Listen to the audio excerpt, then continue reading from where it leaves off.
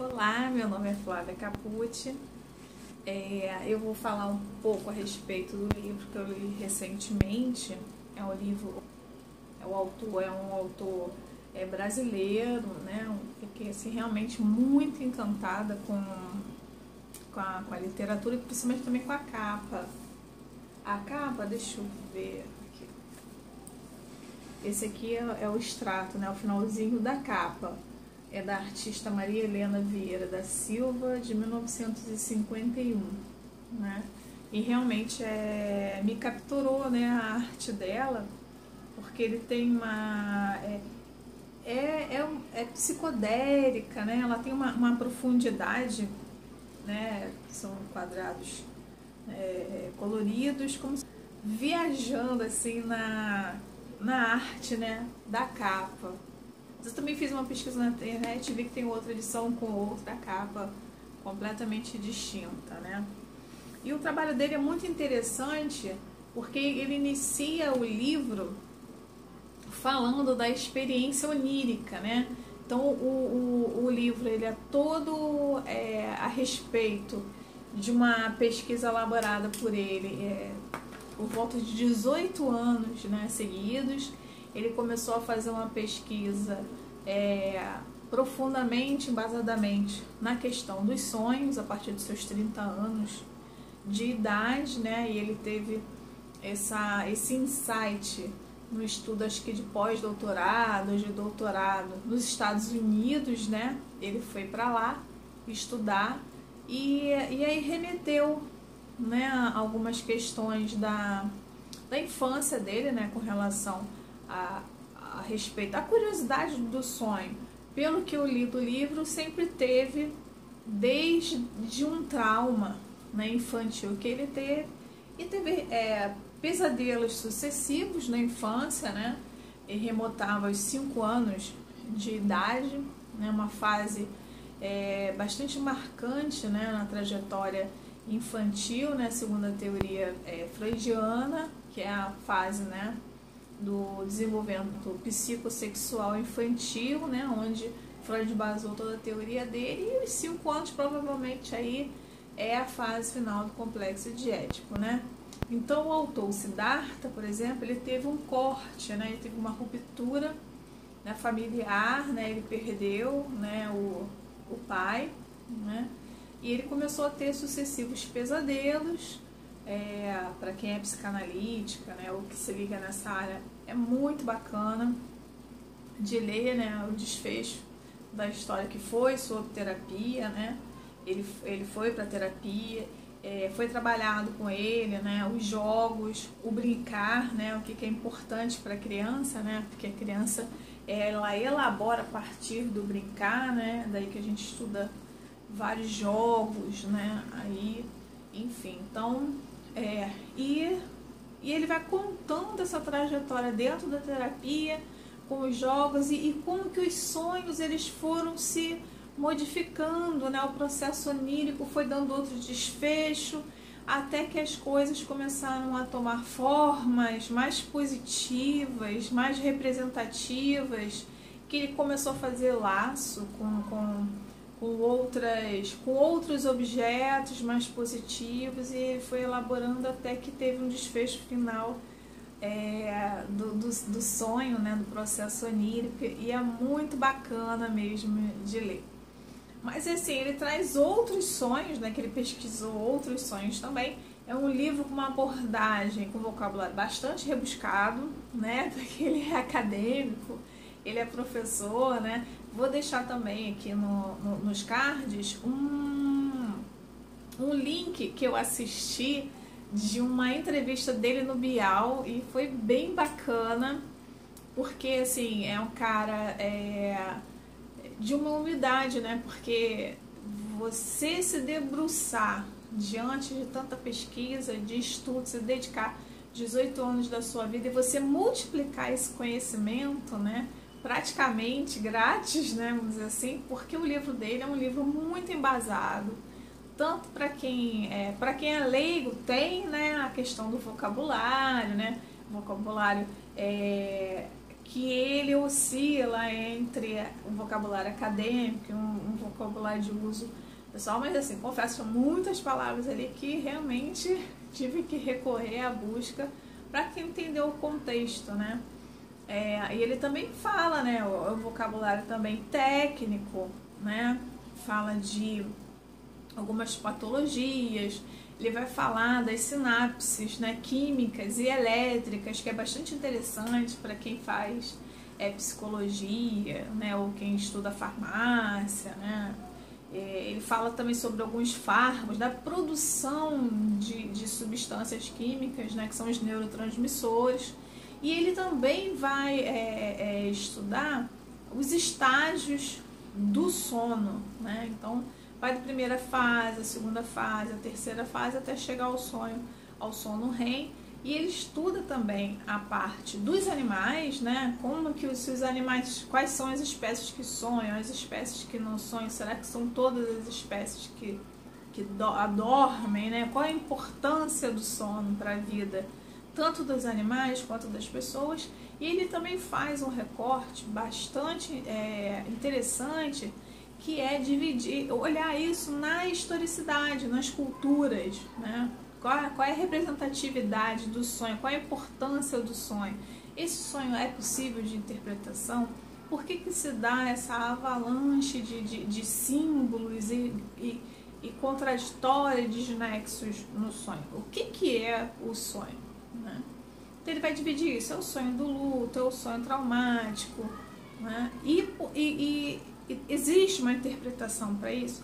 Sim, existe. Por que a gente sonha? Então, o sonho, como já dizia, Freud também faz um resgate, a Freud também, né? A interpretação de sonhos, né, de Freud, que é a realização de um desejo inconsciente, né, recalcado, né, no inconsciente, e que o Siddhartha também vai falar a respeito das memórias, né? Como que nós acessamos, né? Então, assim, é como se a memória estivesse toda aberta, né? Porque a gente tem gavetas de memória no nosso dia a dia, então a gente coloca lá para departamentos, né, coisas que não estão sendo usadas, né? Memórias antigas, memórias infantis, que a gente só acessa no momento que vem, né, da necessidade, uma pergunta, como é que foi a sua infância, você vai resgatar lá. E as memórias, elas são flexíveis, né? Cada vez que a gente rememora um fato, a gente rememora de uma forma diferente, meio que mistura com essa dada realidade, né? Então, o sonho tem significado? Tem. Quem que interpreta esse significado dos sonhos? É o próprio sonhador, né? Então, já está posto lá em Freud também, ou em análise, em transferência, né, com o analista, porque aí ele vai estar fazendo a escuta desse sujeito do inconsciente e vai poder perceber aí, né, esses símbolos, né, o que acontece, né, o que retorna. Então, quando a gente sonha parcialmente com os remanescentes do dia anterior, né, o que for mais recente. Você viu um filme, você sonha, você está ali fazendo parte daquele filme, fazendo parte daquele enredo, né? E mistura tudo. Por quê? Porque o sonho também é uma linguagem simbólica, né? E que não vai ter, e é atemporal. Ele não vai fazer distinção do hoje, do ontem e do amanhã, do branco, do alto. Então, uma pessoa pode ser outra, mas tudo tem uma representação. E ele também traz o processo, uma profecia, né? E quanto que esses povos antigos, né, aí do Egito, da Grécia, né, quantos relatos nós temos, tanto bíblicos, né, quanto ele vai trazer também dos ameríndios, né, que eles têm um processo, né, os índios de uma determinada região, né, da América, que ele fala sobre diversas tribos, né, de quanto que eles ouvem, né, os relatos oníricos dos grandes chefes. Eles têm esse processo de contar, né, para o outro, ou contar para o povo, né, para todos, e relatar, né, esses sonhos. E por que às vezes a gente não lembra, né? Porque a gente tem um processo chamado, né, no caso, para a psicanálise do superego, né? Então, ele tá na vigília, ele é um fator crítico que ele não vai deixar vir à tona determinadas circunstâncias que estão recalcadas e que são traumáticas ou que não se podem desejar, por exemplo, que não se podem realizar, né, no tempo de vigília e no laço normalmente dentro da realidade com o outro, né? Mas no sonho tudo é possível, né? Assim, então ele também compara esse processo onírico com certas alucinações, né, aí do psicótico, né, do esquizofrênico, que é o que ele vive imerso nesse sonho, né? Então as representações da realidade material para o psicótico, ela é como se ele tivesse imerso num sonho, misturado com as sensações táteis, orais, então as coisas ganham vida, né? Então você está olhando de repente, né, vamos supor, para essa imagem, você se projeta dentro dessa imagem, essa imagem ela penetra no seu corpo, ela faz vida em você, vamos dizer assim, no caso do pensamento psicótico, né? Então, psicótico é como se ele tivesse um estado de sonho e isso tem interpretação a partir das emoções, né, e das memórias anteriores que vão desencadear aí na elaboração, né, de cada um. Então, assim, cara, é um livro realmente muito especial, né, muito bacana, que ele vai falar a respeito também dessa parte dos presságios, tipo, é como se tivesse um grande banco de memória que não tem como a gente saber o tempo todo tudo que tem, né, dentro da nossa mente, porque os nossos sentidos, né, visuais, captam muitos estímulos que nem sempre estão, passam despercebidos pela consciência, né, pelo racional, porque nós temos milhares de pensamentos e nós temos sonhos que são lúcidos também, né? Por exemplo, uma pessoa quando está, no caso dele, que ele estava contando, quando ele foi lá para fazer o doutorado dele, ele chegou lá muito animado, né, mas ficou extremamente desanimado por conta dele não conseguir entender a língua, né? Ele achava que ele sabia o inglês, mas chegou lá, é completamente diferente, ele não conseguia entender o vocabulário, os termos, as palavras ele não conhecia, e isso desanimou, né, longe de casa e num lugar frio, né, com pouco sol, muito tempo. Começou a ter um processo de ter uma fadiga, né, uma fadiga assim um pouco depressiva, né, que a gente encontra muito nos processos de depressão. É uma fadiga que dá um sono, e a pessoa precisa dormir para poder se recompor, né, novamente e ter mais um ânimo. E os processos oníricos, eles são, né, desenfreados. Então ele começou a ter alguns sonhos, né, com relação a essa dificuldade dele com relação à linguagem, à língua, e a maneira como ele foi começando a adquirir, né, possibilidade de conseguir se adequar mais, né, com a língua. Os sonhos foram tendo outros contornos, né, até o momento que ele passou a ter menos tempo de sono e sonhos menos traumáticos, né, vamos dizer assim. E como é que a gente pode...